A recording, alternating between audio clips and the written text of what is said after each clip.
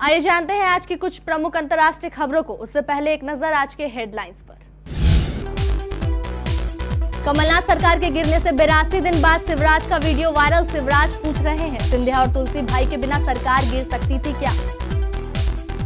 केंद्र का निर्देश, TGSS के तहत इलाज करने से मना करने वाले अस्पतालों पर होगी कार्रवाई।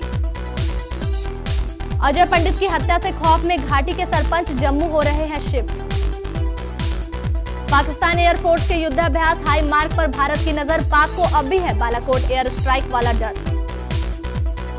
फ्लॉयड की मौत सामान्य नहीं, लेकिन हिंसक आंदोलन से हुए नुकसान को अनदेखा कैसे किया जाए? गूगल मैप्स लाया नया फीचर, कोरोना से लोगों को बचाने के लिए कुछ इस तरह करेगा मदद। भारत चाहता है कि LAC पर मौजूद 10,000 सैनिकों को पीछे हटाए चीन। आज फिर होगी बातचीत। RBSE राजस्थान बोर्ड 10वीं 12वीं की शेष परीक्षाओं के एडमिट कार्ड आज होंगे जारी। सोने के रेट में आज बड़ा बदलाव, जाने 18 से 24 कैरेट गोल्ड का 10 जून का भाव। शराब के नशे में बिल्डिंग से गिरकर इस एक्ट्रेस की 28 वर्षीय एक्स मैनेजर की मौत, अभिनेता ने जताया दुख।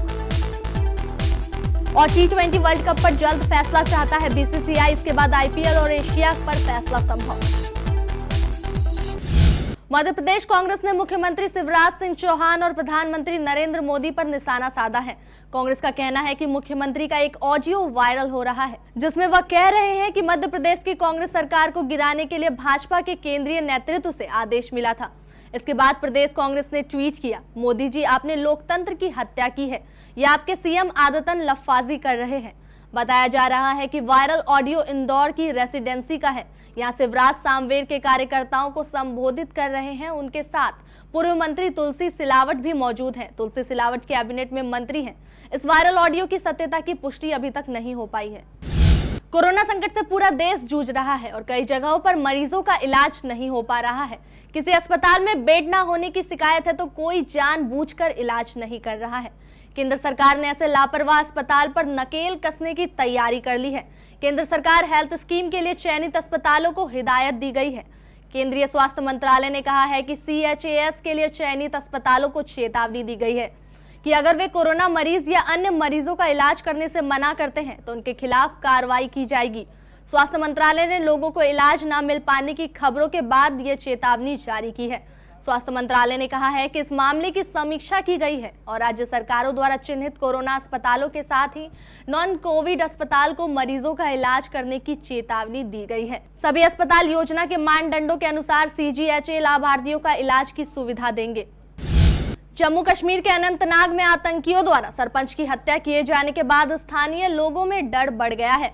घाटी में इस तरह आतंकियों के द्वारा कश्मीरी पंडित सरपंच की हत्या किए जाने के बाद बाकी सरपंचों में खौफ है। यही कारण है कि घाटी के कई कश्मीरी पंडित पंच और सरपंच अपना घर छोड़ जम्मू की ओर शिफ्ट हो गए हैं ताकि सुरक्षित रह सके। गौरतलब है कि बीते सोमवार को जम्मू कश्मीर के अनंतनाग जिले में आतंकियों ने सरपंच अजय पंडित की गोली मारकर हत्या कर दी थी। लश्कर-ए-तैयबा से जुड़े संगठन द रेजिस्टेंस फ्रंट ने इस हत्या की जिम्मेदारी ली थी। अजय पंडित का संबंध कांग्रेस पार्टी से था, जिसके बाद से ही घाटी में सुरक्षा को लेकर सवाल हो रहे हैं और देश की सियासत गर्मा गई है। अजय पंडित को आतंकियों ने अब उसके घर के पास ही गोलियों से भून दिया था। अस्पताल में उनकी मौत हो गई। अभी पुलिस इस मामले में पूरी जांच पड़ताल कर रही है। कश्मीरी सरपंच की हत्या में पर हर्षवर्धन बोले, ये नफरत पैदा करने की एक साजिश है। पिछले दिनों में आतंकियों द्वारा जम्मू कश्मीर के कई आतंकी हमले करने की कोशिश की गई थी। भारत पाकिस्तान एयरफोर्स के युद्धाभ्यास हाई मार्ग पर करीबी नजर बनाए हुए है। इस युद्धाभ्यास में पाकिस्तान के लड़ाकू और अन्य विमान शामिल हैं। सरकार के सूत्रों ने बताया कि पाकिस्तान एयर स्पेस में चल रहे युद्धाभ्यास के जरिए एक नोटिस टू एयरमैन जारी किया गया है। भारत के एयरफोर्स की इस पर करीबी नजर है। पाकिस्तान में चाइनीज JF-17, F-16 और मिराज 3 जैसे लड़ाकू विमान का इस्तेमाल कर रहा है। रात के समय में हुए बालाकोट एयर स्ट्राइक जैसे हमलों को रोकने के लिए पाकिस्तान डील कर रहा है। गौरतलब है कि पिछले साल फरवरी में पुलवामा अटैक के बाद जब भारत ने पाकिस्तान के बालाकोट में आतंकी ठिकानों पर बम बरसाए थे, तब पाकिस्तान एयरफोर्स के लड़ाकू विमान अंधेरे की वजह से उड़ान भी नहीं भर पाए थे। पाकिस्तानी विमान पिछली रात कराची शहर के ऊपर भी उड़े। पिछले महीने भी पाकिस्तान ने रात के समय अपने लड़ाकू विमान उड़ाए थे। हंदवाड़ा में भारतीय सेना के कर्नल की शहादत के बाद पाकिस्तान के बालाकोट जैसे एयरक्राफ्ट का डर था। लद्दाख में भारतीय सैनिकों के साथ तनातनी के बीच चीन ने भी हाल ही में एक बड़ा युद्धाभ्यास किया। इसमें उन्होंने चीनी सैनिकों को ऊंचे युद्ध क्षेत्र में जल्द से जल्द पहुंचाने का अभ्यास किया। चीन ने कुछ ही घंटों में सैनिकों को साजो सामान के साथ एक जगह से दूसरी जगह मूव किया। मिनेपोलिस शहर में पिछले हफ्ते 46 साल के अश्वेत जॉर्ज फ्लॉयड की हत्या के बाद अमेरिका के इतिहास में सबसे बड़े प्रदर्शन हुए। इस घटना में जनता में आक्रोश की सीमाएं टूट गई। पूरे देश के 40 से भी अधिक शहरों में हिंसक प्रदर्शन हुए। मंगलवार को ह्यूस्टन में फ्लॉयड को दफनाया गया। इन सबके बीच यह सवाल उठता है कि क्या फ्लॉयड वास्तव में इस सम्मान के काबिल था। जॉर्ज कई अपराध में शामिल होने के कारण 7 बार जेल जा चुका था। इसे नहीं भूलना चाहिए। हालांकि उसकी मौत सामान्य नहीं थी, लेकिन यह भी सच है कि उसकी मौत के बाद हुए प्रदर्शनों में कई लोगों को नुकसान सहना पड़ा।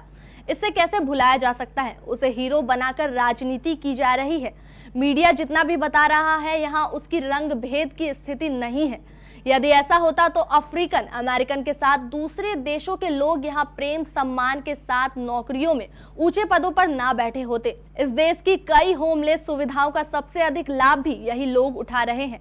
फ्लॉयड की मौत के बाद हुए प्रदर्शन में हिस्सा लेने के लिए कई युवा ऐसे हैं जो ड्रग्स चोरी जैसे अपराधों में शामिल हैं। आंदोलन में इनके शामिल होने से जनता को बहुत नुकसान उठाना पड़ा।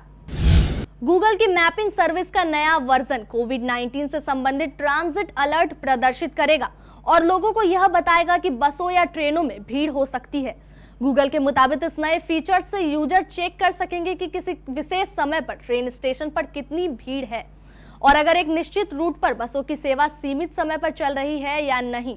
एप्पल या गूगल समर्थित एंड्रॉइड सॉफ्टवेयर द्वारा संचालित स्मार्टफोन के लिए मुफ्त ऐप के अपडेट के लिए संस्करण भी ड्राइवरों को कोविड-19 चेक पॉइंट या उनके मार्गों पर प्रतिबंध के बारे में बताएंगे। गूगल मैप्स के product manager director Ramesh Nagarajan ने एक ब्लॉग पोस्ट किया है। अगर आप कार या सार्वजनिक परिवहन से बाहर निकलना चाहते हैं तो आपको आसानी से महत्वपूर्ण जानकारी प्राप्त करने में मदद के लिए सुविधाओं की शुरुआत कर रहे हैं। कोविड-19 चेक पॉइंट सूचनाओं के बारे में अलर्ट अमेरिका और कनाडा या मैक्सिको के बीच काउंसलिंग के साथ शुरू होगा। भारतीय और चीनी सैनिक गलवान घाटी क्षेत्र पेट्रोलिंग पॉइंट 14, 15 और हॉट स्प्रिंग्स सहित 3 स्थानों पर 2-2.5 किलोमीटर की दूरी पर पीछे हट गए हैं। सरकारी सूत्रों ने बताया कि पूर्वी लद्दाख क्षेत्र में सेनाएं पीछे हट गई है, लेकिन हम चाहते हैं कि वो अपने 10,000 से अधिक सैनिकों को एलएलसी के पास से हटा ले। सूत्र ने आगे कहा कि सेनाओं का पीछे हटना ठीक है, लेकिन तनाव केवल तभी कम होगा जब चीन अपने सैनिकों के साथ ही भारी भरकम तोपों, टैंकों, इन्फेंट्री कॉम्बैट व्हीकल और एलएसी के पास से हटाएगा। सूत्रों ने बताया कि चीनी तैनाती के मद्देनजर भारतीय पक्ष ने पीएलए से मिलान करने और उसके द्वारा किसी भी तरह की गतिविधियों को रोकने के लिए लद्दाख सेक्टर में 10,000 से अधिक सैनिकों को तैनात किया है। राजस्थान बोर्ड आज नए परीक्षा केंद्रों पर बैठने वाले छात्रों के लिए एडमिट कार्ड जारी करेगा। एडमिट कार्ड को संबंधित शाला प्रधान उन्हें पहले दिए गए आईडी व पासवर्ड से डाउनलोड करके हार्ड कॉपी के रूप में छात्रों को दे देंगे। आरबीएसई ने 12वीं की शेष परीक्षाएं 18 जून से 30 जून के बीच, जबकि आरबीएसई 10वीं की शेष परीक्षाएं 27 जून से 30 जून के बीच आयोजित होंगी। माध्यमिक की शेष रही परीक्षाएं 27 जून को होगी। उच्च माध्यमिक की शेष रही परीक्षाएं 20 जून को होंगी। प्रवेशिका की शेष परीक्षाएं 27 से 30 जून के मध्य में होगी। वरिष्ठ उपाध्यक्ष की परीक्षा 18 से 30 जून के मध्य आयोजित होगी।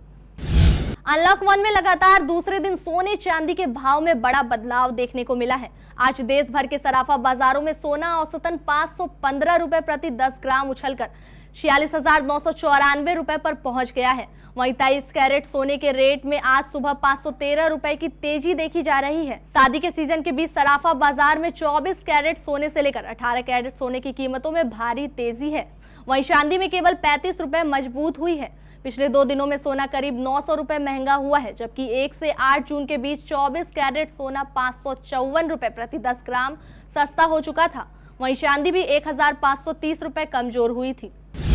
फिल्म अभिनेता सुशांत सिंह राजपूत की एक्स मैनेजर दिशा सलियन का मंगलवार तड़के निधन हो गया। उनकी मौत मलाड के एक हाई राइज बिल्डिंग से गिरकर हो गई। वह शराब के नशे में थी और दोस्तों के साथ पार्टी कर रही थी। 28 वर्षीय दिशा की मौत पर शोक जताते हुए सुशांत ने इंस्टाग्राम पर लिखा, यह एक बुरी खबर है। दिशा के परिवार और दोस्तों के प्रति मेरी गहरी संवेदना। तुम्हारी आत्मा को शांति मिले। दिशा ने अतीत में वरुण शर्मा के साथ भी काम किया था। अपनी यादों को शेयर करते हुए वरुण ने लिखा, शब्द कम पड़ रहे हैं, यह असत्य लगता है। बहुत सारी यादें जुड़ी हुई हैं। एक प्यारा व्यक्ति और प्रिय दोस्त, हम हमेशा मुस्कुराते थे। मुझे अभी भी विश्वास नहीं हो रहा कि आप चली गई हैं दिशा। दिशा की मौत पर मालवनी पुलिस स्टेशन के सीनियर इंस्पेक्टर जगदेव कलापत ने मुंबई मिरर को बताया। सभी 6 दोस्त थे। वे रात के खाने के बाद शराब पी रहे थे। दिशा सलियन नशे में थी और अपार्टमेंट की खिड़की पर चली गई, जहां से वह लगभग 1 बजे रात को मंगलवार को गिर गई थी। इंटरनेशनल क्रिकेट काउंसिल की आज वर्चुअल मीटिंग है। इस साल ऑस्ट्रेलिया में होने वाले T20 वर्ल्ड कप पर फैसला हो सकता है। बीसीसीआई भी चाहता है कि वर्ल्ड कप में होने या टलने पर स्थिति साफ हो। इसके बाद IPL और एशिया कप की रूपरेखा तैयार की जाएगी। सूत्रों की माने तो इस मीटिंग में इस महीने होने वाले ICC अध्यक्ष पद के चुनाव के चलते T20 वर्ल्ड कप पर फैसला टल भी सकता है। T20 वर्ल्ड कप ऑस्ट्रेलिया में 18 अक्टूबर से 15 नवंबर तक होना है। कोरोना के कारण 29 मार्च से होने वाला IPL अनिश्चितकाल के लिए टाला जा चुका है। सितंबर में पाकिस्तान की मेजबानी में एशिया कप T20 भी होना है।